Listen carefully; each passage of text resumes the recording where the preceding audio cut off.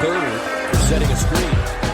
Because of physical play, although Jordan Taylor just got caught with a moving screen. Izzo's dying for a moving screen. It's that dreaded moving screen. Welcome back, everybody, to another edition of the Moving Screen Podcast. I'm Brendan Quinn from The Athletic, here with Dylan Burkhardt of Hoops. It is Monday, December 21st. First day of winter. Is it? Yeah.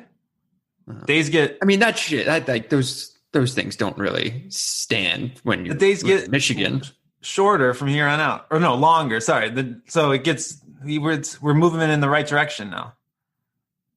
Well, we'll see about that in a number of ways. But I figure when I pull out like my one heavy coat, that's the beginning of winter for me. All right. What say you? Keep us updated when you get to that point. You've been asking for me to be more positive, so all right.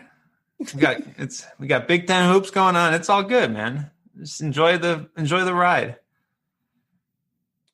Well, I know one group who is not enjoying any rides right now. We're going to get into Michigan State here up top. Disappointing showing at Northwestern last night. I feel like the fan base right now is in that weird place early season, right? Where you try to figure out, do you get concerned over a game or two or three?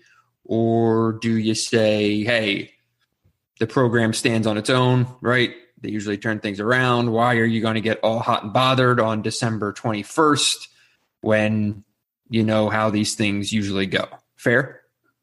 Yeah, and I think one thing I like to always say is things are never as good as they seem after a great win or as bad as they seem after a bad loss. But for Michigan State, that kind of cuts both ways, right? As great as everything felt 3 weeks ago after winning at Duke, well, it turns out Duke might just suck. And Notre Dame has been donating wins to the Big Ten throughout the 2020-21 season. I feel like the ACC is like, why can't we get some Notre Dame basketball too? Send them over here with the football team. They're in the ACC, man. But either way, fuck. Either way, those two games, like we felt great about Michigan State because of how they played in those games, but now maybe those aren't really the wins we thought they were, right? Right. And at this, we kind of threw to the side Michigan State's defense seeming to get worse and worse and worse against Detroit, Western Michigan, and Oakland. Well, you can't just wipe that away when all of a sudden Northwestern puts 79 points on you. And really, like, that game wasn't even competitive down the stretch. So now you got to figure out what's up, what's down. And I'm not sure you can really lean too heavily on either side of the equation, right? Michigan State's not as bad as they were yesterday. I don't think they could make more mental mistakes on defense in a single game. And those are correctable issues.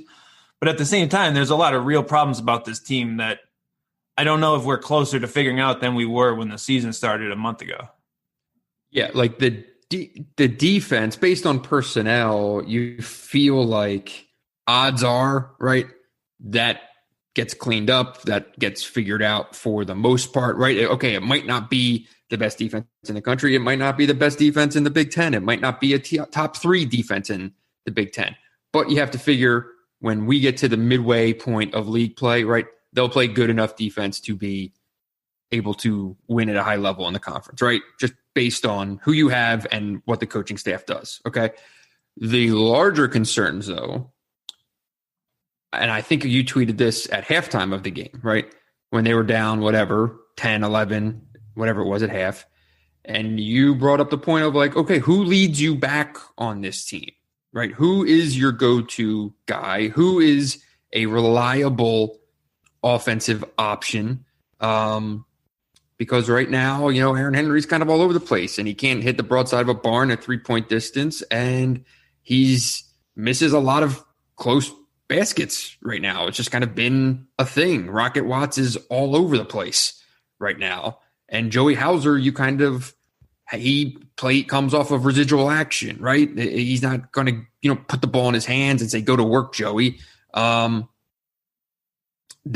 to me is a larger conversation in terms of the what is and is not a concern, rather than a defense that has just kind of been getting torched and is going to be put through the ringer by the coaching staff and probably come out a lot better. Yeah, so I agree.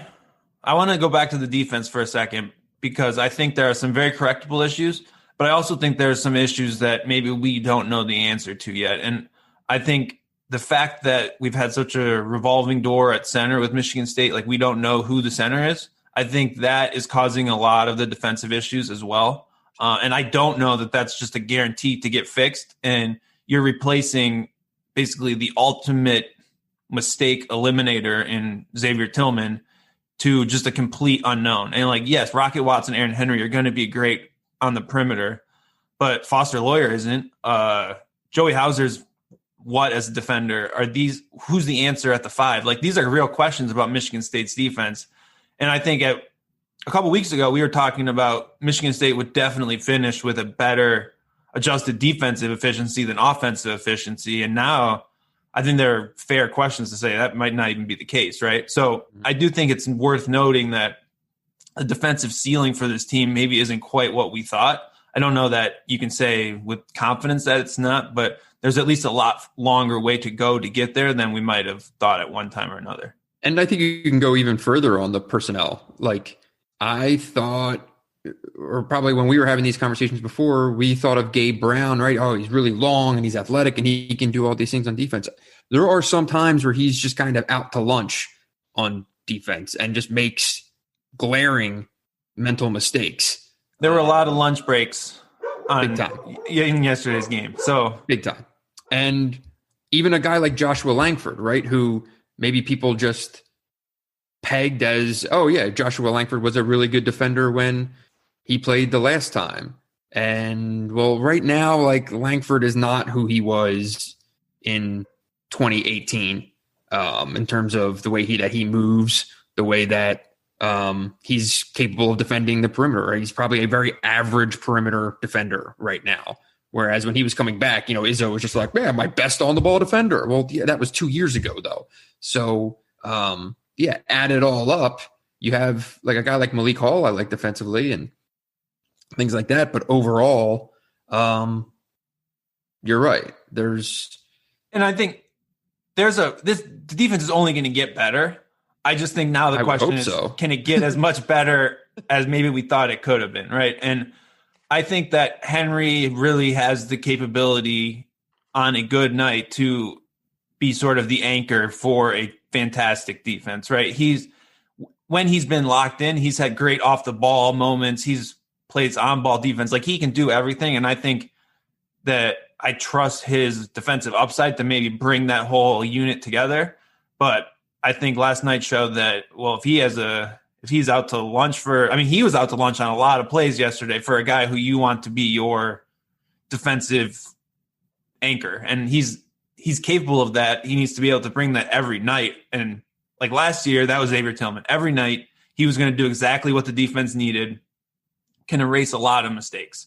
Now, I don't know if anyone is up for that level of game in, game out consistency on defense.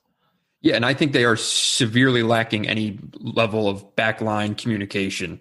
One of the things that Julius Marble, forget the physical attributes, but he read everything like a middle linebacker. He was calling out assignments and stuff like that. And what you're talking about, that rotating door at the 5 spot plus, Hauser at the 4 isn't really considered a big time defender. Who is calling out what? What is who are the kind of the eyes and ears of that defense? It's lacking. And I don't know when that gets fixed, because from where I'm standing, it doesn't look like this 5 rotation is being trimmed down anytime soon. He played Thomas Kithier 19 minutes last night. He got 2 field goal attempts, 2 rebounds, 2 points, 19 minutes. It's a lot of minutes that are, because he can stand in front of Pete Nance and maybe not get abused a few times or get caught on a slip like other guys. But, you can't just have empty minutes at positions, right?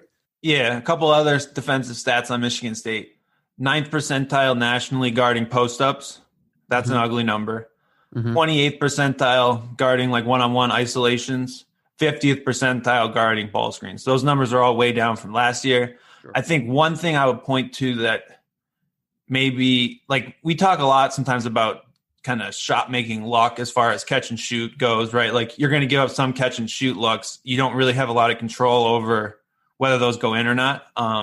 Michigan State hasn't played a particularly tough schedule, I would say, but they're ranked 302nd nationally in opponent catch and shoot percentage. So people are just making every catch and shoot shot against Michigan State. So any mistakes are just getting magnified by, if those were a more average number, maybe the defense would seem a little better. So I think that number will regress to the mean or progress to the mean and be a little better, right? Teams aren't just going to be making every catch and shoot jumper against Michigan State. So that's a stat that maybe points to some positive regression, at least at some point.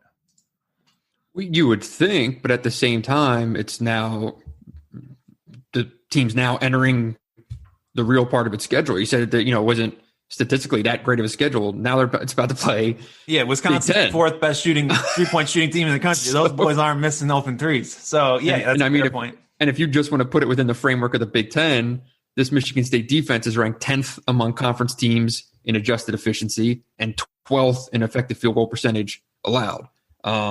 Those are mind-boggling numbers when it comes to where Michigan State typically is within the league. Yeah, but I would say my bigger long-term questions are still on offense, like you said. Mm-hmm. So, okay, let's talk about Rocket. Let's get back to that. What is your read on him on the decision-making that he's decision-making issues that he has right now offensively? Is it him trying to balance still being a point guard, him trying to balance being a lead guard, him trying to be a scoring guy, him trying to follow his instincts versus what he's supposed to do? I said during the post-game Zoom with Izzo, does it seem like he's swimming a little bit right now offensively? And do you think that not only does that affect his offense, but do you think it affects his defense? Because when your head's going that much, you're more likely to make mistakes or miss assignments and things like that. What's your read on things? I mean, is Rocket Watts really, like, he's not doing something differently than he did last year, is he? I mean, I think at times he wants to be whatever he envisions himself as a point guard being. Yeah, so for me, it comes down to this. Rocket and Aaron Henry are Michigan State's only real options as basically on-ball shot creators in this system, right? They're the two high-usage guys. I mean, you can get to more out of Hauser, but you're going to need a guard who can create offense. And no one else on the roster can really do that. Do you agree with that? Other than he and Aaron Henry? Yeah, Watts and Henry. Yeah. So they're the two highest usage players on the team, both around 26%. They're two of the 6 least efficient high-usage players in the Big Ten. Basically, with that Chase Audich kid who was just chucking up the ball whenever he got the ball at Northwestern. Kudos to him. Teddy Allen, Myron Jones. Like, these are basically the guys who are all struggling. And you would want so they're both kind of in the poor offensive rating, high usage roles. And that's a trouble. The trouble is that there's no one else you can really funnel that usage to. So you have to have them figured out.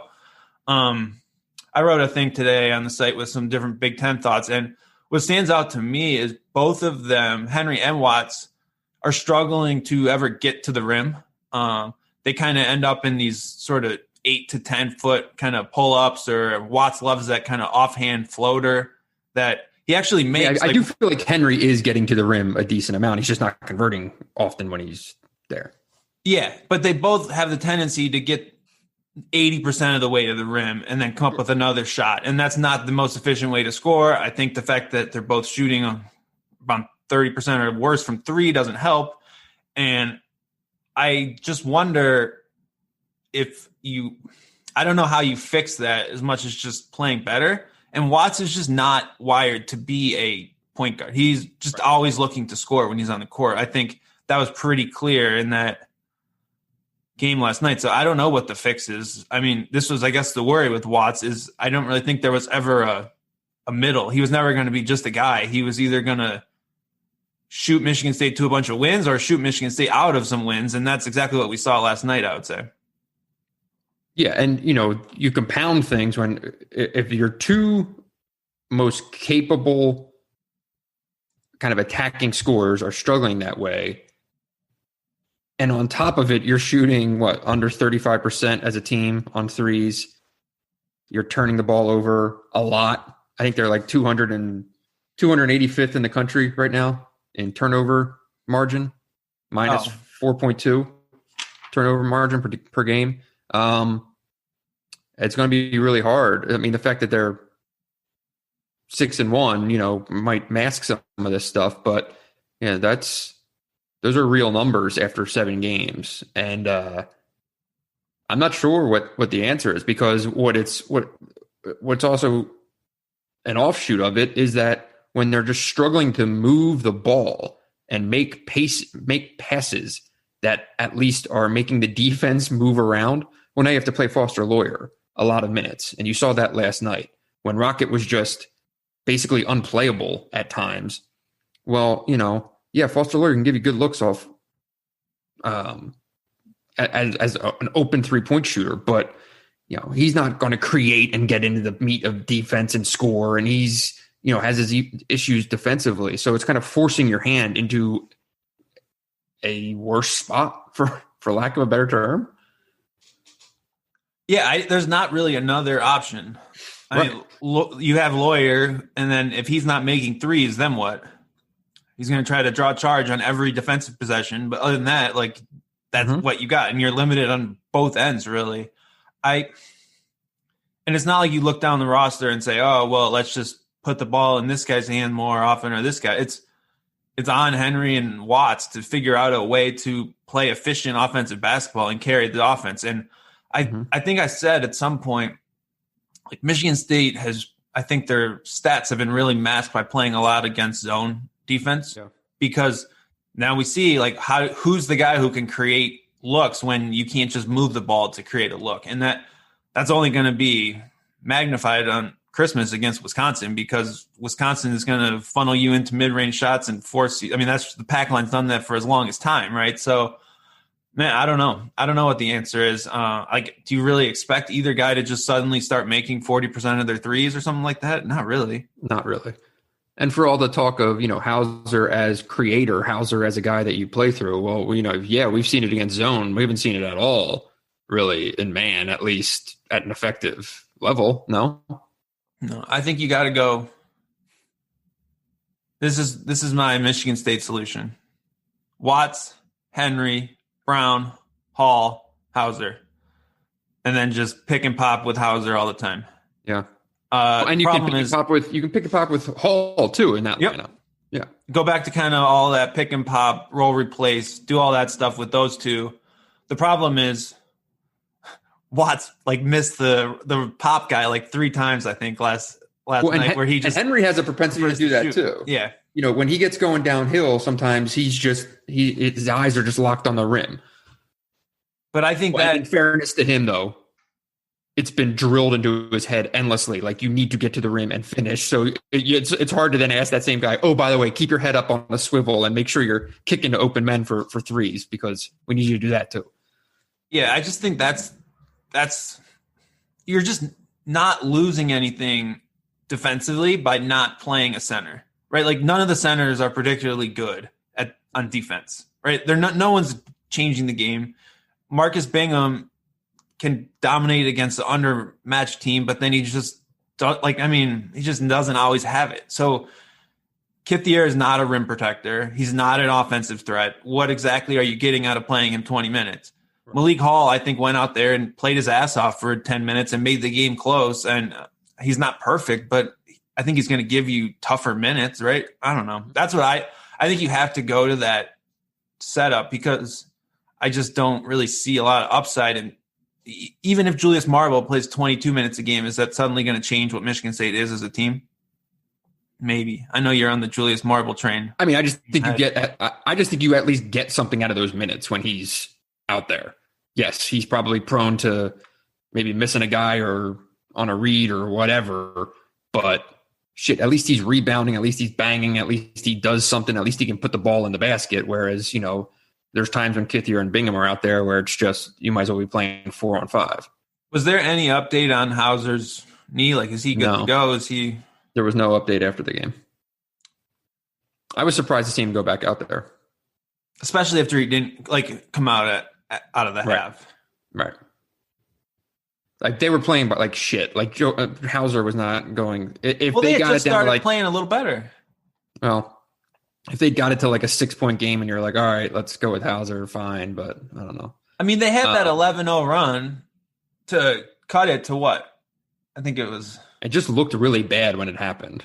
Oh no, that was a Northwestern 11-0 run. They cut it to 13, and then Northwestern went on the 11-0 run to take the lead back. But man, Hauser seems like, because I know he had a knee thing already, right? Like he already had a sleeve on the other. That was a different knee, right? Yeah, he doesn't seem to be moving particularly well, which is another reason I think to play with him as a center potentially. Because I mean, Big Ten fours are not really what you think of, right? Like, Like, do you want Joey Hauser guarding Ron Harper Jr.? I think Harper would crush that matchup personally, just because he's a lot more mobile, and that's what I worry about with this Hauser as 4 setup. I just don't completely see the upside.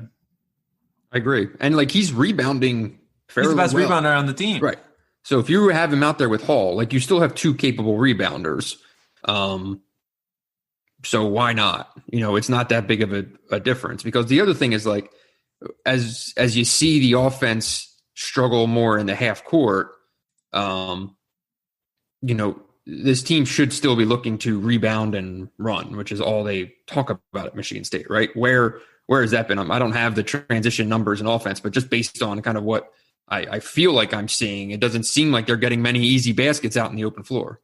Yeah, you don't have Cassius Winston, who's probably one of the elite, no doubt, but fast break point guards to make that happen. You do still have elite athletes who are able to get the ball and sprint down the court faster than the other team. Yeah, I understand it's not the lawyer triggering the break is not exactly Cassius Winston triggering. I wasn't referring to Foster Loyer. I was referring to you get what I'm saying. Aaron Henry and Rocket Watts. Right. But if you get a defensive rebound and can hit one of those 2 guys on the wings, you should be able to get out and go and score in transition. It doesn't seem like they're getting a lot of easy baskets in those means. But how much do you lose from Tillman grabbing a rebound, knowing exactly where Winston is, getting in the ball, and him making that pass ahead? I'm not disagreeing with you that it is. A bunch of guys haven't done that at the same level. I think that's a pretty explainable phenomenon. You're getting all cranky over here. All right. I'm not disagreeing that losing Tillman and Winston is detrimental to your fast break, but I'm saying that if you have capable rebounders, you should still be able to score in transition with the personnel that they have. I agree. It's like a major tenet of the program. Where are we putting the level of alarm for Michigan State right now? Also, how was Michigan State ranked 4th in the country yesterday? That blew my mind because I don't ever look at the rankings. That was an amazing message that you sent at like midway through the first half. You need to just eliminate all the polls. On what scale am I using here for 1 through 10? 10 means everything's on fire. Okay. Level of concern for Michigan State right now is a 4. Seems low. It is low. I guess it's hard to determine what that scale like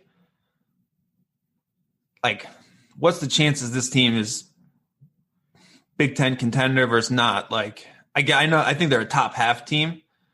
Suddenly I seem to think maybe I'm less confident that they're just going to figure out a way to be in that top 3 mix for the title. But it's probably too early to write them off. Although it is too early, not probably too early. Yeah. I just am a little bit – that game didn't particularly feel like a fluke. I don't think it was a fluke at all. And it seems scary to just get beat by Northwestern like that. And maybe Northwestern – people are going to try to say Northwestern's better. I'm not buying into – I love that you quoted their transition stats in your story today after they really just – beat up on that transition offense against Chicago State and Arkansas Pine Bluff. I think that's a little bit of a skewed statistic there, but I'm not buying Northwestern is better than.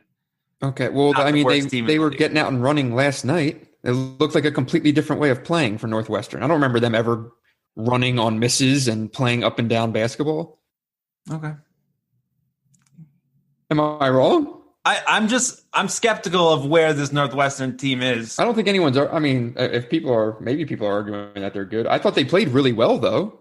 Yes, I agree with that. They played really well in that game. Michigan State looked like shit. Michigan State looked flat. Michigan State looked not at all locked in on its assignments. So many just boneheaded things that kind of happened. I think you could run that game back today and Michigan State could win by 10. Just based on playing pissed off. They sleptwalk into that game, and it was fairly obvious fairly early. That doesn't make it a fluke, though. You can still get slapped, right? So I think that was the case. I think it was just a December loss where a team was ready to play. They weren't, and they got beat. And if you want, call it a wake-up call it whatever cliche you want. But would you be that stunned if they went and beat Wisconsin at home on Christmas? No, I don't think you'd be stunned if. I mean, they're going to probably be like a 2 or 3 point. Yeah, Wisconsin hasn't won there since 2004. Let's put it this way. How about this? What if that same exact game happened last night with all the same personnel, except the opposing team was wearing a Ohio State jersey and not a Northwestern jersey? How did Pete Nance end up in Columbus? I'm saying same personnel, same everything, except it's not Northwestern. I mean, but it was Northwestern. So what would change by that? Would they be? Are you saying that Northwestern's a similar team to Ohio State? Same exact players, same exact everything, except it's not Northwestern on the jersey. Would it be this? I think the better example would be looking at, say, Michigan State's loss to Virginia Tech last year and how you can just look complete. Was that last year or 2 years ago? That was last year. Just how you can look completely out of sorts for a game, and it probably doesn't mean everything is falling apart. That's probably a better comparison. Well, I still think that it wouldn't be quite as people wouldn't be quite as, I don't know, ringing alarm bells. What's your rating? I said 4 out of 10. What was yours? Say 6.5. 6.5. That's not nothing. I think it's tough that Michigan State hasn't played well since the Duke game. Mm-hmm. I think it really emphasizes that those flat games in December were maybe more warning signs than should have been. That's fair. And I think we'll find out soon enough, if I'd say if it gets into those through early January and these, we're having the same exact conversations over and over, then yeah, absolutely. But, it's December 20th, December 21st. So yeah, I think you just like to see Aaron Henry play I'd like to see what the good version of Aaron Henry looks like on offense to confirm that it exists. And then we can maybe get to where we're going, right? Mm-hmm. I mean, we loved how aggressive he was in the Duke game, but that was also his least efficient offensive game of the year. He hasn't really – I just want to see him click as does this all work around him? And if not, maybe it's time to – I don't know, pivot. I don't know what the pivot is. So that's where I'm at with this team right now. Yeah, are there any extra point guards in the transfer portal anywhere? Just throw someone in there before this next semester begins. They could use a body. Immediately eligible. They could use a body. Sign them up. Okay. Anything else on State? No, I don't think so. Okay. So today, the other thing we're going to get to today is this a power ranking draft? We're bringing it back to the old school power ranking draft. All of the possible formats. Power ranking draft of the Big Ten teams. We used to do this every week on the pod. That's right. I remember the throwback days, glory days, back when we got along. What are we going from 1 to 14? Right? Yes. Okay. I'm taking the first pick. You got first pick. I'm calling it. I have a feeling I know where this is going. I'm going with Wisconsin. I knew you were going with Wisconsin. I also was going to go with Wisconsin for the record. All right. On my little freehand ranking I wrote down here 5 minutes before we started recording. I've got a Wisconsin stat. Ranked second in the country in percentage of shot attempts forced from the mid-range.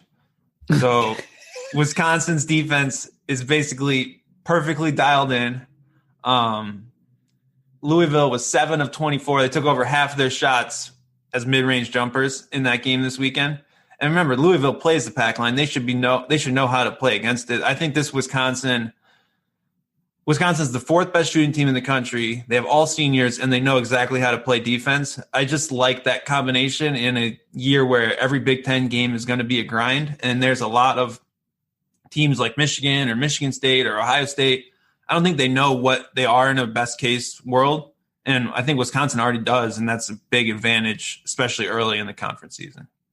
So you mentioned like the schedule that State has had on terms of the numbers that it's produced, right? Now, Wisconsin, 3 really nice wins, right? Rhode Island, Loyola Chicago, Louisville. All 3 were at home, right? Rhode Island, at the end of the day, I love me some A-10, but Rhode Island is a good A-10 team.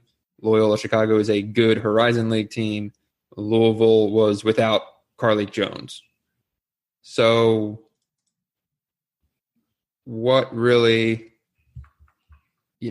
yes, they are bombs away on threes, and they are strangling opponents. They're holding teams to 36% shooting. And they're second nationally in turnover percentage. They're playing Wisconsin basketball, but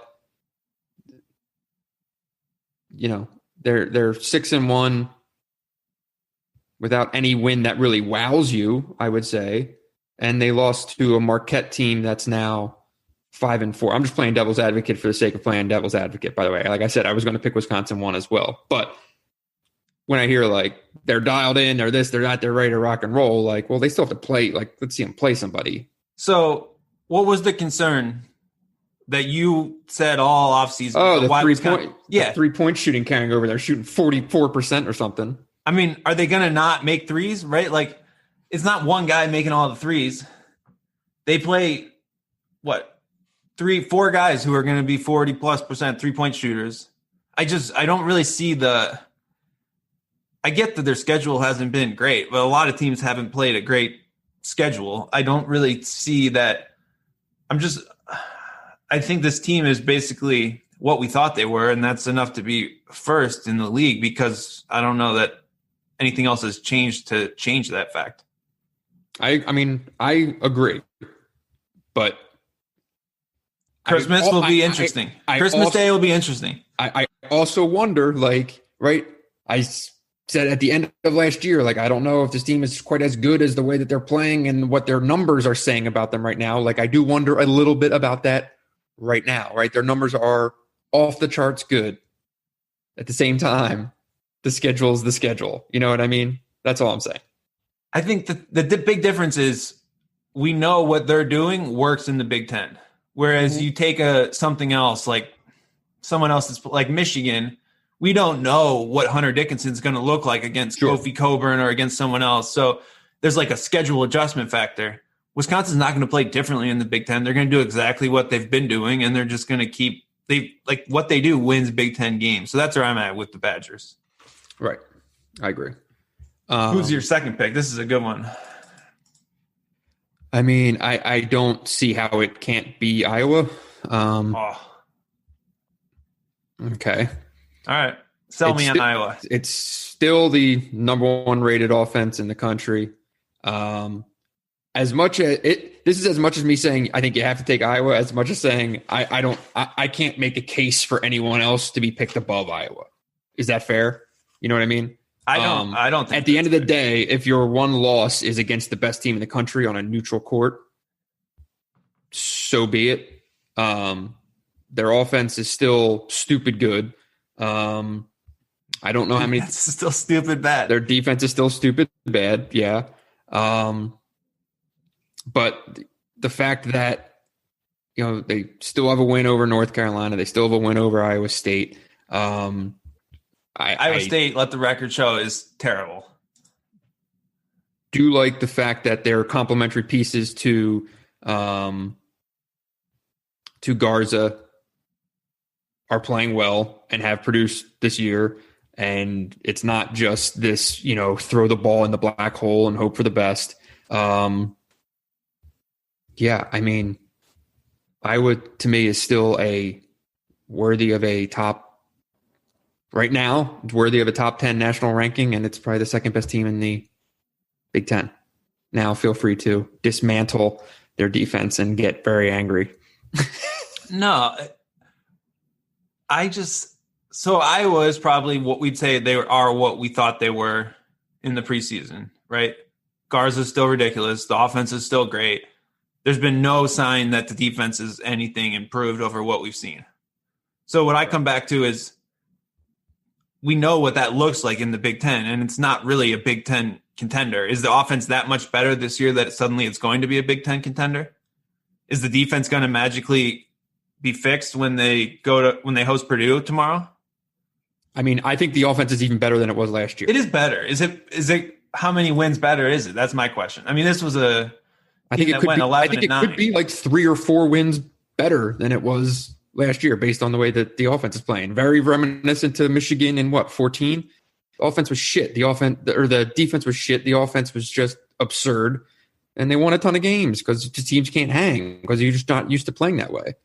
Yeah, I mean, the Michigan comparison is the comparison. It's also a ridiculous outlier that has rarely been done. But that, right? I mean, but you have to admit though, like Iowa is a ridiculous outlier. The way their players that they have and the way that they play and the way they can score the ball. All right, would you take discard Wisconsin, Iowa, or the field to win the Big Ten? If other than Wisconsin, field, obviously the field. Oh wait, other than Wisconsin now. So like Wisconsin's out of the mix, so they don't count. If they win, it's whoever finishes second. I think there are other teams that are more likely to.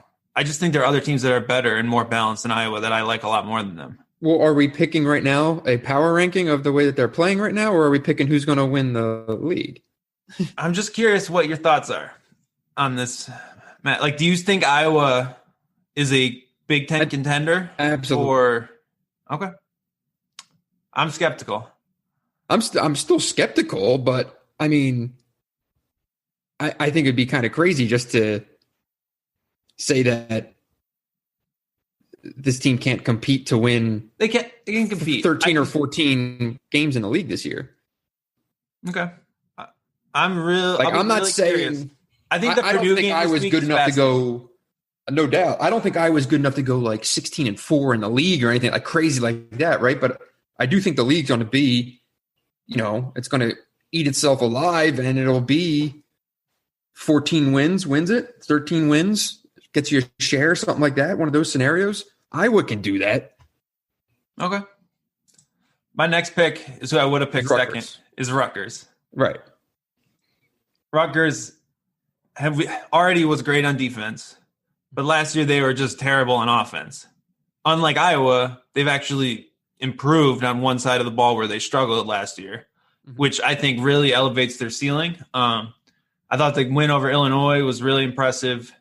They trounced Maryland on the road. They beat Syracuse. Like, they've played teams. I think Ron Harper has been incredible. Obviously, he's not going to keep shooting 66% on twos and 53% on threes, but he's a shot maker. He's a complete mismatch problem as a small ball four. Jacob Young is figured out how to play offense in his 5th year of college. I think the pieces are all there. I think Geo Baker being out for most of the non-conference actually helped them because it allowed them to focus on their best players. And now they're able to kind of bring him in as a luxury extra option instead of trying to say, all right, it's Geo Baker's show. Ron Harper has been their best player all along.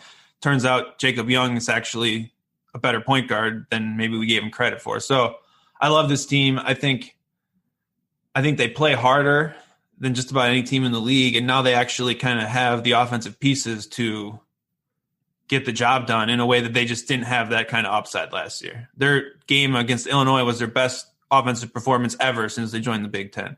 Yeah, I agree. I heard Beeline say and make an interesting point. Like it's a team that can win in the 50s or the 80s. And it's like, well, yeah, that's totally true. Except right now they don't need to win in the 50s anymore because they can actually score the ball. And the fact that they're doing this without Geo Baker playing at full strength is impressive, right? I'm a little concerned. Have you heard anything more about I think Cliff Amarui left that game with a knee thing. Have you heard anything about that? No, and he also got abused by Kofi Coburn. It was bad when he was on the court, man. So, well, he's still good, and I think he helps their upside. So hopefully that's not an injury. That's actually legitimate. So one thing on the offense, though, that I want to bring up. So it's obviously the numbers are the numbers, and they are vastly improved in all ways, and they can actually score the ball. You love 3-point shooting, right, more than anything offensively. And I'm a little bit like, okay, so right now Ron Harper's 21 for 40 on threes. He's shooting 52.5% on threes. No one else on the team has made more than 6 threes. Like, this is not suddenly like Rutgers is out there making jump shots, right, and putting up threes and doing these things. Like, it is still Rutgers a little bit, right? I think yes and no. So what I would point to is what they remind me of offensively a little bit is almost Michigan last year, where Ron Harper is in that Isaiah Livers role where he's able to make, like last year, what Rutgers was just a bunch of dudes putting their head down and getting to the lane. And you could pack the paint because there was no one who was going to shoot. They were just going to catch the ball and drive into traffic. I mean, if you remember that game at Madison Square Garden, it was just They would go and throw the ball up at the backboard over and over and over again. When you have a legitimate stretch four who can provide that spacing both off the catch, and he's really quick catch and shoot guy, or attack a closeout and get downhill and score, I think that makes it a lot easier for a guy like Jacob Young or Montez Mathis to do some of that slashing. And I also think Geo Baker in a supplemental role can be a better shooter, right? I think if you now have this other way of playing where you can bring Geo along and say, okay, you don't need to take every shot. You don't need to take every difficult step back. Like, can you be a more efficient offensive player in a better role? So that's something to watch. I mean, yeah, it's a concern, but I also think that they have that defense to fall back on. Right. No, I agree. I'm just, if there's a game coming up here somewhere along the line where Ron Harper goes, 1 for 8 on 3 or 1 for 7 on threes or something like that, right? And then suddenly the offense sputters and they go and score 58 points in a game, and it's like, maybe I'm a lot more concerned they can't make any free throws. That's what are they? That's a bigger worry, I would say. And that also means they probably don't have much untapped shooting upside when your team is shooting 60% at the free throw line. It's not a great number. It's a good point. So, are there concerns? Yes. I think they've unleashed a little bit of a transition offense, similar to what you said with Northwestern. But again, the question is that a product of non-conference bye games and everything else, or is that something that can work in the Big Ten? I mean, you hang 91 on Illinois, it works there, but you're not going to run on a team like Ohio State or Wisconsin or anything like that. So that's a fair question to ask, I think. Yeah. And I mean, in terms of their schedule, Rutgers, they get Ohio State, Purdue, Iowa, Michigan State, Ohio State, Penn State, Wisconsin, right? Like they have a run here of real games. There's not a lot of Nebraskas in there, a lot of Northwesterns or Minnesotas. They're going to be pretty well tested out of the gates. And I would say, though, of anyone in the league, maybe not named Wisconsin, they're probably playing at a level as ready to enter, right, real ass league games as anybody, I'd say. Yeah, I like their upside a ton for sure. I like what they've done. It'll be interesting. I think that Ohio State and Purdue games are really, there's teams that are well coached enough to test some of those things we're talking about, and also they're also winnable games though. If Rutgers is really this team that can compete, they need to go and win those games and then see where they're going. Right. But January 2nd, Iowa Rutgers. Ooh. I like that. I like Rutgers in that spot a lot. At the rack, I think they have the bodies to throw at Garza. They do. They make it really uncomfortable. Yeah. Iowa does not have the bodies to stay in front of anyone that Rutgers is driving downhill, right? Like that's Iowa's defensive weakness is they can't stop the dribble, right. And that's all Rutgers does. So be interesting. But if Iowa's getting that game up into the 90, up into the 88, 90 points, does Rutgers have the juice to keep up? Can it, score at that level? It'll be a fascinating game. I love the fact that it's projected 80-79 too on Ken Palm. I mean, Rutgers scored 80 points at Iowa last year, so anyone can get up in the 80s against the Hawkeyes, I would say. Number 4, right? Yep. Okay, my pick. I am going to still take Michigan State at number 4. You're going to have to do a lot of convincing on this one. Okay. Again, I run into the same problem of who am I picking over Michigan State? Indiana, Illinois, Michigan. No. Okay. I mean, Michigan State versus those 3 teams. I know they just lost to Northwestern. Michigan State against those 3 teams. Who's favored? Who are you picking in those games right now? Probably those other teams. I mean, all those teams are playing better than Michigan State right now. I mean, I think Michigan State just had a really shitty game and has been on a shitty run, but they still have decent amount of talent. Yeah, they do. I thought we're picking how people are playing right now. You just said they're on a shitty run. All right, tell me on Michigan State. Game. They lost one game. Okay. In like all those other teams, other than Michigan hasn't played anybody.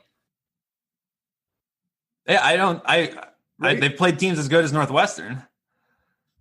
But they haven't beaten anybody.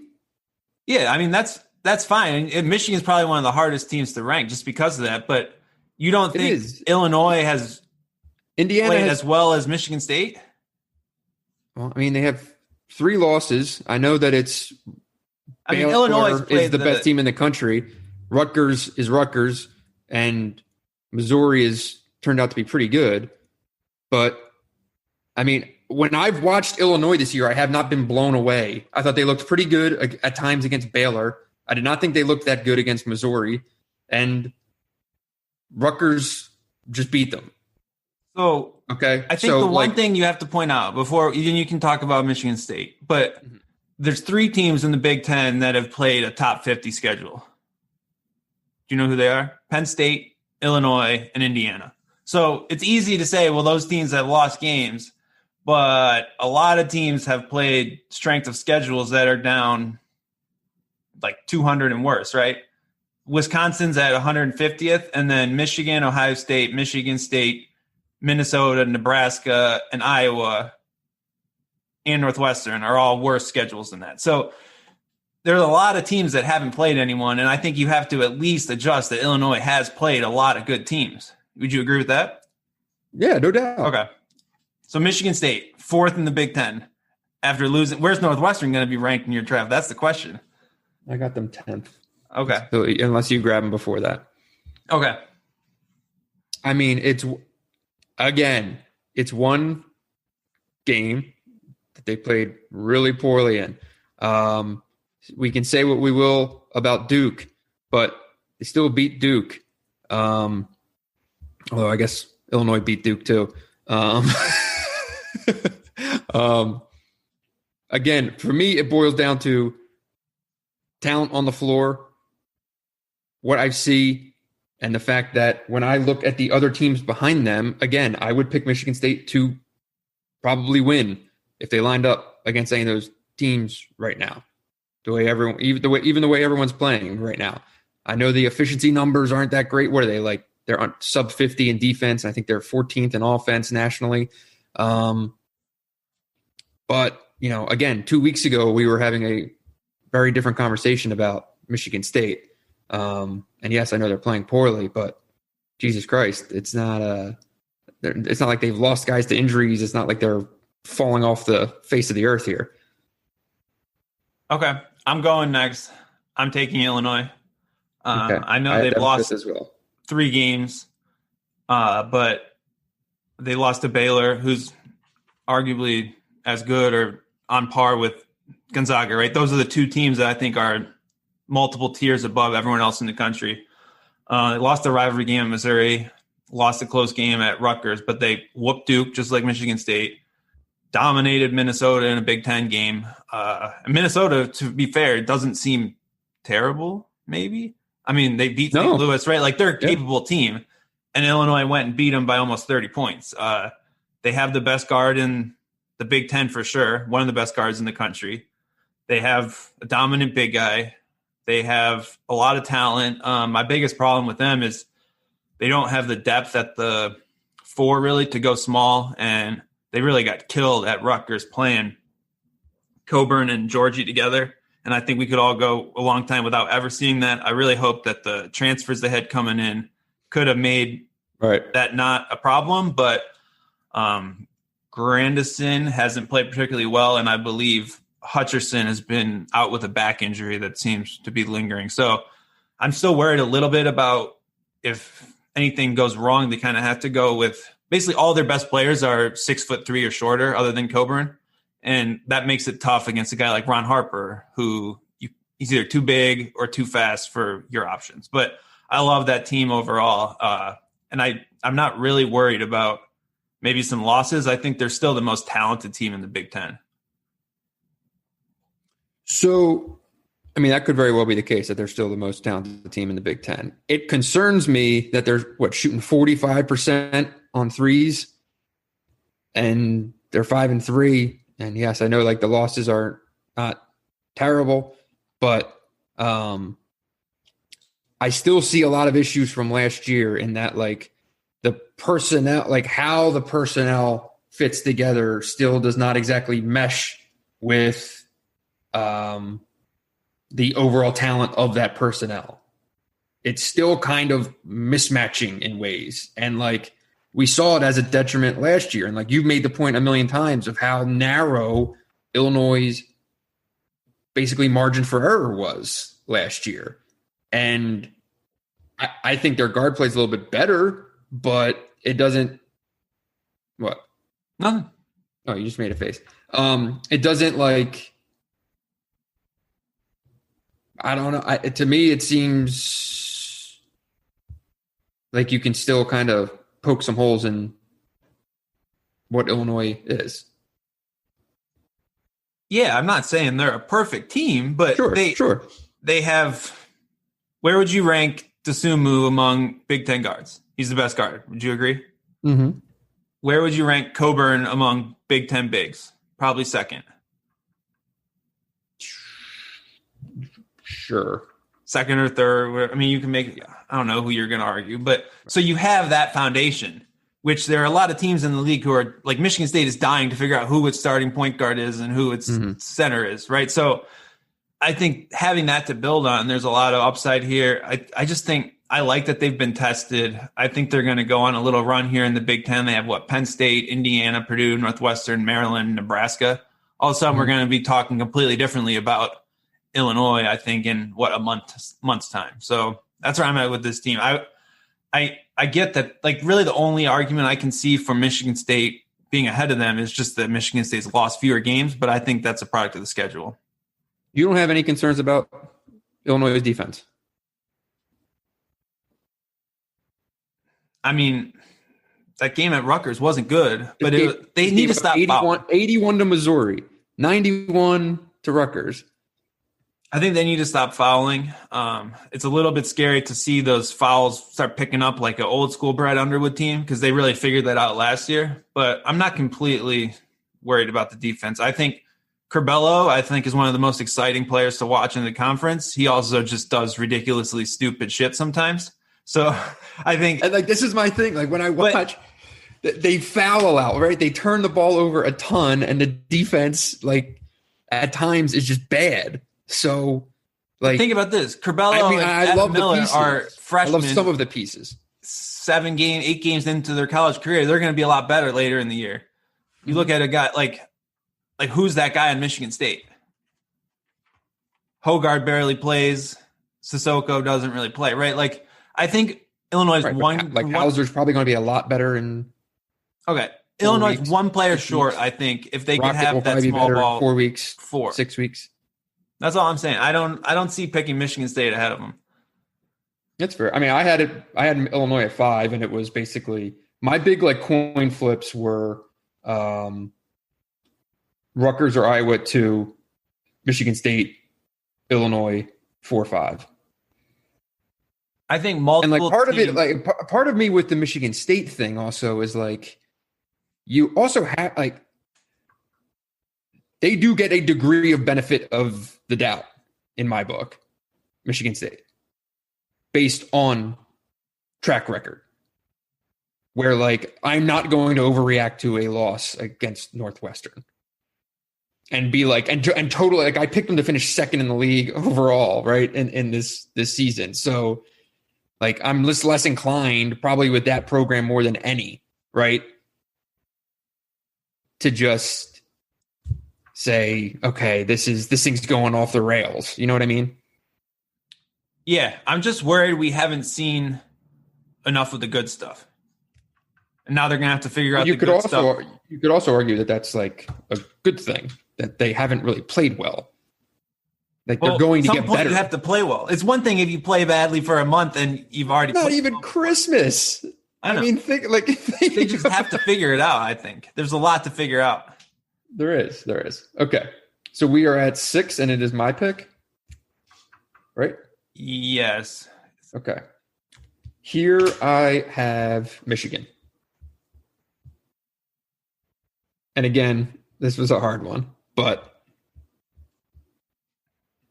I have plenty of concerns about Michigan, and their schedule's been their schedule, but you know, they do have a top 10 offense nationally. They're top 10 in effective field goal percentage. Thank you to Hunter Dickinson. I do feel like there is a lot of room to get better if some things can get figured out. Like we've talked about the fact that there's this odd lack of cohesion when Franz and Isaiah Livers are on the floor together in terms of who gets what and when. Like, I do think that they're good enough basketball players where that gets figured out right along the way here. And the fact that, you know, Penn State's good win, not bad. You know, they played tough and they played ugly in that game. But, you know, that could have been a bad loss that they found a way to avoid. The fact that Dickinson is what he is, and that all these other pieces are still very much coming together, right? It's easy to forget sometimes that Mike Smith is still in his first month playing with these guys. It's easy to forget that Shawnee Brown is in his first month playing with these guys. There's more when Michigan's weird, I feel like, in that when you watch them play, I'm like, I don't particularly like it, right? Then you take a step back and you kind of look at the whole of the parts and you're like, okay, there's probably more here to like than what I'm giving it credit for. Want a fun fact? I do, always. Michigan's strength of schedule is ranked better on Ken Palm than Michigan State's. Well. They're close, but sometimes the numbers lie. They're at least on par. So Michigan, like UCF seems like, I thought they were one of the worst teams in the country and they played at Michigan, but they went and beat Florida State on the road. So that could end up a decent win. Toledo has played pretty well since that Michigan game, and Penn State is a little bit hard to deal with because their strength of schedule is so hard that they're getting a little bit of a prop up, I would say, because they've actually just gone out and played good teams. But Michigan, I think it's hard to say what to make of, like how far to adjust things. But I think you've found a lot that works as far as Hunter Dickinson as a post-up scorer works, and I don't really see that stopping to work when you play Nebraska, Maryland, Northwestern, and Minnesota over the next few weeks. So I think it's really just establishing that and then seeing if you can kind of bring all the other pieces along by the time you get into Wisconsin or some of those tougher games. But there's nothing really statistically not to like about what Michigan has done, I would say, through this part of the season. I also had them 6. I just had all the other teams in a completely different order than you around them. I think it's crazy that no one has picked Indiana yet, who I think looks to be a pretty solid team. I mean, they have Trace Jackson Davis. Armand Franklin's been bombing threes away. We're going to get to Indiana. I'm picking them next. Oh, okay. Yeah, I'm moving on. I had him at 7-2, and I didn't know that you were moving on. I thought you were. I had Indiana in the top 4, top 5. Where'd you? Really? I think out of Rutgers, Indiana, and Illinois, multiple of those teams will finish ahead of Iowa. Okay. I think like Indiana's in that group for me. Can I take the bet that Iowa finishes above Indiana? I said 2 of Rutgers, Indiana, and Illinois will finish ahead of Iowa. 2 of Rutgers, Indiana, and Illinois. That'd be an interesting prop. There you go. Right on my little board here. But a tie is a push, or a tie goes to me. So if they finish tied in the standings, that's a win for me. Indiana, 8th in adjusted defensive efficiency.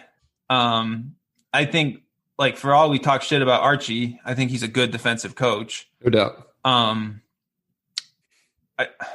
Trace should be really good in the Big Ten this year. No one really ever talks about him, I feel like.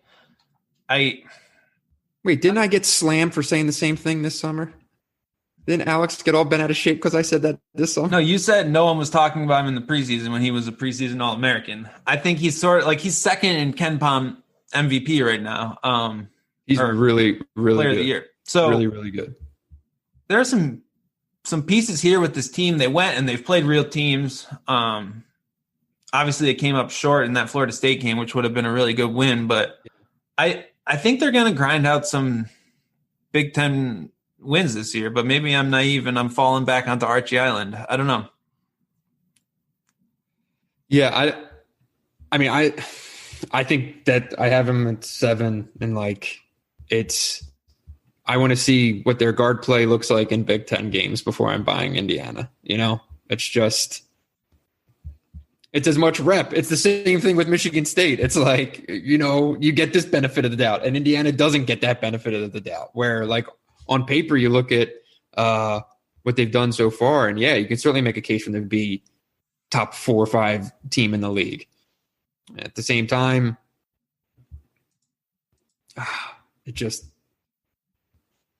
you worry. I don't know. I mean, their 3 wins are Providence, Stanford, Butler. Like not many Big Ten teams can stack up 3 wins that are that good. Not many Big Ten teams can stack up 3 games that are that good just to have played them. They went and played Texas and Florida State too. So I mean, they're tested, and I think that probably that Florida State game. I mean, you can make a case they should have won that game. But that's also the problem with Archie Miller's team. You can make the case they should have won a lot of games and then they lose them. True. They did get hosed on that timeout, that no call timeout when dude was falling out of bounds. That was horrible. I don't even know what the rule is, but that was horrible. All right. Okay. I'm at 8, right? We're at 8. I'm going to take Purdue. Okay. Do we agree? I mean, your whole thing is out of whack, so I can't even figure out who I should have to pick next. That just disagreeing with you is termed as out of whack. Okay. So at number 8, I have Purdue. It just got its charity win from Notre Dame, which is, like you said, giving them out amongst the Big Ten teams like Christmas presents. But more importantly, started out with a win over Ohio State to start league play. I thought something nice to kind of hang its hat on. Purdue is like every conversation we've had about Purdue, I think, since the preseason. What are we at? They're 6-2 overall. Top 20 offense, but defense that's ranked 38th nationally. I don't know. When I've watched Purdue, I have not been like, hey, I like much of what I'm looking at. But you watched the Travion Williams passing clip package against Ohio State, throwing him over his shoulder, behind the back, just everything. He's got the whole thing. Are they going to start playing? They're going to go to a Travion Williams heavy offense, play through? Yeah, he's got a 35% usage rate. That's what they do. I love it. I think the big concern for Purdue, for me, is that over the last few years, their defense has just started giving up truckloads of 3-point attempts over and over again. And I think that's part of the reason why last year they they were so good at Mackey is because people didn't make those shots, and then they were so bad everywhere else is because that's where people made those shots. But they give up the most threes in the Big Ten, almost half of attempts, and I don't know if that's because they're so interior anchored with playing big through Edey or Williams, but that's a concern. I also think that Miami loss was terrible, Clemson loss was ugly, but they're also just getting Eric Hunter back. They're going to keep getting better. I don't know. I think they're a sneaky good team that will be relevant in the Big Ten. That's would be my description. A sneaky good team that will be relevant. Yes. Give me Purdue with 7 points at Iowa tomorrow. Okay. Write it down. Iowa coming off the loss. That'd be interesting. I'd probably take Iowa to cover the 7. But that's just me. All right, where are we at? We're at number 9. I think Ohio State is the next team I have left. That is Ohio State, man, I don't love any of it. Got a good win over UCLA on the weekend, but I think that game against Purdue kind of shows the concerns and maybe why, like, this offense doesn't really have a lot of upside for me. The offense is basically get Dwayne Washington a bunch of threes and hope they go in.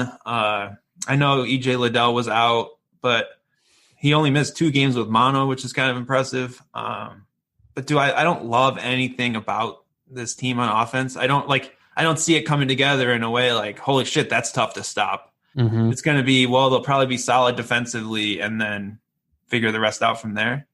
I don't know. Where do you think of, how good can this Ohio State team be? I mean, they're barely making 7 threes a game. Maybe is Seth Towns going to be anything? He finally checked into a game. He played a couple first half minutes this weekend, so he at least kind of took the Band-Aid off. He can actually play in a basketball game. We've confirmed that, but he played. I saw an Adam Jardy's story. It was his first game in 1,014 days, going back to the 2018 Ivy League tournament, which still feels weird to say, but some idiots put him on the Big Ten top 25 list. That was a good pick. I was never particularly high on Ohio State as it was, and I'm certainly not now. What is there to? I just don't know what you'd be sold on here. They have 2 players with more than 10 made threes. Washington is 17 of 49, and then Justin Ahrens is 13 of 25. He hasn't attempted a 2-point shot all season. That's impressive. One more than your boys at Rutgers. What's that? That's one more guy with 10 made threes than your guys at Rutgers. If you're not attempting a 2-point shot at Rutgers, you're getting laughed off the court, and they're taking you to the rack and showing you what's good. You're a Rutgers hater over here, man. I am. Excuse me. I am the last thing from a Rutgers hater. All right. Wrote my preseason preview. I was hyping them up last year. I've been hyping them up this year. Don't be spreading lies. That's bullshit, and you know it. All right, number 10. It's your pick. Northwestern. It's hard to ignore a win against Michigan State. They have 5 guys averaging double figures, making 11.5 threes per game. I know the numbers are the numbers partially because of the schedule, but whatever, made shots are still made shots at the end of the day. And look, last year's team was absurdly young. Okay. I think over 70% of last year's scoring was from their freshmen and sophomores. They only had 10 scholarship players, and they were remarkably bad. This year, their sophomores and juniors are at least some level of foundation for a competitive team, I think. Now, as I tweeted earlier, have you seen their schedule? Yeah. Northwestern's? I mean, most teams have a schedule that looks like that at some point. No, they don't. Go through every team in the Big Ten and tell me anyone that has close to their schedule. Look at Michigan's last 10 games. It's the same thing. That's the good teams play those. That's a group of 10 games. This is a stretch of 16 games where they play one team outside the Ken Palm top 26. Well, 10 of the teams in the Big Ten are top 26 teams, and one of the teams that isn't is Northwestern. So by math, most of their games are going to be against top 26 teams. Well, okay. They can't play Northwestern for a break in the schedule. Name one other team that has single plays against the bottom 4 teams in the league. And remember, Northwestern can't play itself. Well, yeah, that's the problem. What are Nebraska's single plays? I don't know. I mean, I assume Nebraska's schedule looks a lot like that because they only play Northwestern once. So I don't know of anyone else that has no double plays against any of the 4 or 5 worst teams in the league. Well, it's easy to get that stat when you're one of the worst teams in the league. That's all I'm saying. We grade everyone else's schedule on how many single plays they have against Nebraska and Northwestern. See what I'm saying? So 5 guys averaging double figures. I do think that some dudes have taken a step forward on this team. And Pete Nance is one of them. He was pretty soft in his first 2 years, and he didn't look soft last night. He made some plays that I've never seen Pete Nance play. He was not just getting moved out of the post when he did get down there. He went out. He was running in transition. Like, he is a matchup situation for teams if he plays the way that he did last night. That was not Northwestern came out of nowhere and made 16 threes and beat Michigan State, right? Like, Northwestern beat Michigan State last night. Yeah, I think it's important to point out, like, Northwestern has top 100 recruits on their roster. They're just upperclassmen now, and we're never particularly good, but there's talent there. So I think, like, Nance, you look at that, Miller, Cobb, those are guys that we always expected to be good. They were just inexplicably really bad for the first 2 years of their careers.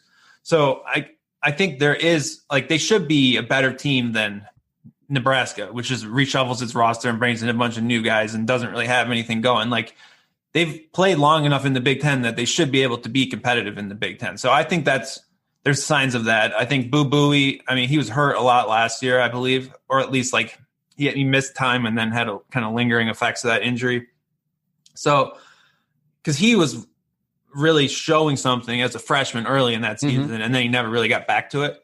So yeah, I think they're clearly better than like fighting with Nebraska for the last spot in the league, but I'm also not sure they're decisively better by any stretch than a team like Penn State, Minnesota, or Maryland, right? Like, those teams have some talent too, and they're going to go into the Northwestern game now knowing they need to get a win in that situation, right? So I'll be really interesting to see how that goes. Like those kind of teams can't take any games for granted, right? Like Michigan State, you can say they took this game for granted or didn't show up. I think you're going to look at a Maryland team that getting smacked left and right. They're going to be like, well, we better beat Northwestern, right? And you're going to get a different type of effort from them. So I don't know. I think Northwestern's closer to that group of teams than maybe we would have said a week ago. But I also think their stats are just so skewed because they've put 92 on Arkansas Pine Bluff, 111 on Chicago State, and 100 points on Quincy. And KenPom filters out those games, but the points per game numbers don't, right? So I don't know. I'm not completely convinced that they're the 10th best team in the Big Ten by any stretch. No, and it's hard to put them there because at the end of the day, you can just take Minnesota and say, oh shit, Marcus Carr is a million times better than anyone on Northwestern's roster. And you can take Penn State and say their top 3 is clearly better than Northwestern's top 3.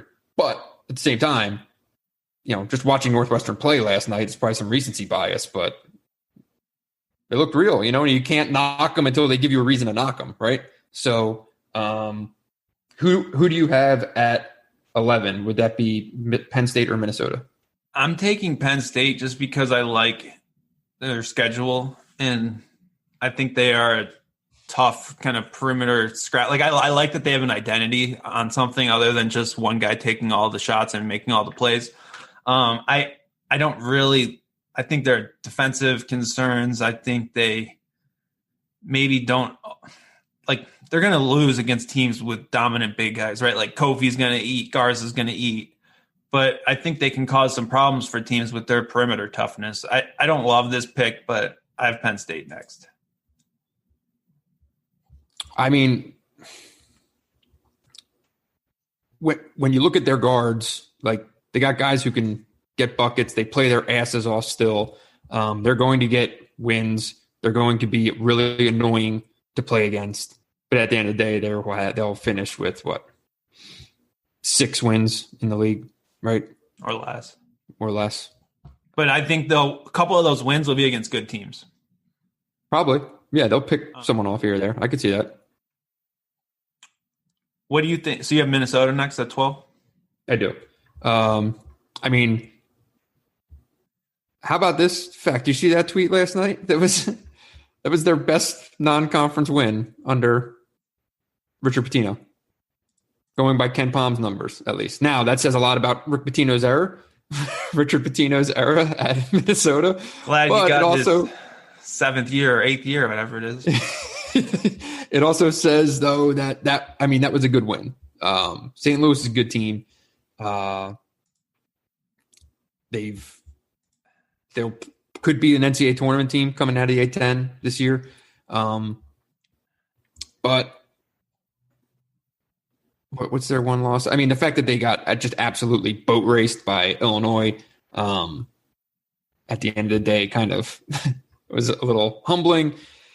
But Marcus Carr is Marcus Carr. The thing that I like most about Minnesota, though, right now is Booth Gotch. Have you seen this guy? I have seen him. I like him. He's 6'6". He gives them like good length on the wing. He can hit shots. I think he's their second leading scorer. But for someone who I really knew nothing about, every time I've watched Minnesota play, which has actually been, I've probably watched them at stretches of like 3 or 4 games. Every time he's on the floor, he's just one of those people that like my eyes kind of gravitate toward, and I just like what he does. It's impressive. So they might not discipline for your eyes to gravitate toward anyone other than Marcus Carr when you watch Minnesota, because that's right. He knows how to keep the astute attention. Basketball mind like mine. Oh yeah, Dylan. Oh yeah. I mean, Marcus Carr is great. I think their interior is going to be an issue in the Big Ten. Big time. I think there's a lot of teams in the Big Ten who can exploit that issue, right? Ready to feast. Kofi destroyed them. Dude, what was the stat line? It was 33 points on 15 shots and 13 rebounds in 25 minutes. That's not a healthy thing to allow at any point in time, and I don't really know how it's going to change, right? So it's not only just straight post touches, it's also getting any of those bigs away from the basket in any kind of way. There's all kinds of doors open all over the place. If you can bottle up Marcus Carr in the ball screen, I don't know what that team becomes. And I think we'll start to find out pretty quickly.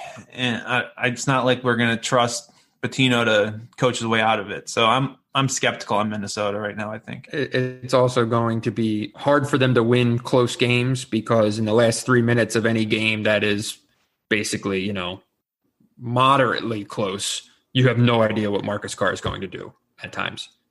He is the only person who will shoot the ball. Yeah, he will do. You just don't know the results. Exactly. He will be the only – it doesn't matter if there are 2 people on him or 3 people on him or if he's fallen to his left or if he's fallen to his right. He's putting up every shot in a close game, and he'll probably win you 2 of them, and you'll probably lose the other 8. Gabe Kelcher, completely broken. Shot 41% from 3 as a freshman, 34% as a sophomore. He's 7 of 35, 20% this year from 3. So that's an issue they might want to get fixed because they're not really a great shooting team, and he's the one guy who's supposed to just shoot all the time. So that's a concern. Booth Gotch hitting 40%. Yeah, there you go. You can put him on the Joe Tucson All-American team. Next up, I have Maryland. And this is a team I don't really know what to do with. They also just got ran off the court in their one Big Ten game. Just getting beat pretty good by Rutgers at home is not a great sign. I just don't love anything. I just feel like they're all secondary players. It's just a whole roster of secondary players. And I don't know. Can they play well on some given moment? Sure, but Turgeon's never really been one to do more with less. And the Clemson, they lost by 16 at Clemson, lost by 14 against Rutgers. How's LaSalle? Are they going to take an L there? They will not take an L to LaSalle, no. But then they go to Purdue, Wisconsin. I don't know. I don't love this team. No, I mean, what you got? 1, 2, 3, 4, 5 guys averaging between 8 and 13 points a game against this schedule is probably not what you want to see. They're going to struggle mightily offensively in league play, and they're probably, and when I say probably, I mean definitely not good enough defensively to be able to go and, put together an elite defense that'll allow them to stay in games. I don't see that happening. Galen Smith is their starting center, and he barely played at Alabama last year. It's just I don't know. I don't really like anything about this team. No. I mean, I like Donta Scott and Hakeem Hart as guys if they were on other teams. I do like that Hakeem Hart scored more points in his first start than he'd ever scored in the rest of his career up to that point. It's a great stat. Well, how much did he score in his first game? His first start this year, he dropped 32 on St. Peter's. Oh, right. Because he did a few nice things as a freshman. He wasn't just. He scored 7 points in the Big Ten, but he did score 5 points against Michigan State, and you were probably there, which would explain why you think he did some nice things. We can basically track what happened. We gotta have to go back through Joe Toussaint's game log and probably drop like 10 points on Michigan State at some point in his career. The biggest problem with Joe Toussaint was how mistakable his name is with C.J. Fredericks. But that's huge. That's a huge game. That's a story for the end of the garbage year. Time at Gonzaga, man. Dropped 14 points off the bench. I heard that you were getting on board. I'm not. So our final spot goes to our friends at Nebraska at 14. Still an island of misfit toys. Big win this week, though, over Doane. Who the hell is that? Doane University or college or whatever. 110-64 over the Fighting. All right, now I have to look this up. You throw out some Nebraska stats while I look up what this school is. I like the Delano Banton from Western Kentucky's transfer. He's like a playmaking big forward at 6'9". On the fly. No, I actually do. That doesn't mean I know how to pronounce his name, but kind of a unique piece who gives you playmaking, rebounding, some scoring. I'm a little disappointed that how bad McGowan's has been for them. I love he's the Pitt transfer, and he's still bringing his brother along next year. So maybe that'll help get that first 5-star in the Nebraska ball offense. But I don't know. I mean, I think they're probably better than they were last year. Is there anyone I hate as much as Cam Mack's decision-making on this team? Probably not. They haven't had anyone get suspended yet, I don't think. That's a good step. Plus. So, I don't know. Haven't dove into my Christmas Day preview yet for the Cornhuskers. So, Doane University is in Crete, Nebraska. It's an NAI school, and its mascot is tigers. Their campus description on Wikipedia is rural. This is a shocker. Private liberal arts.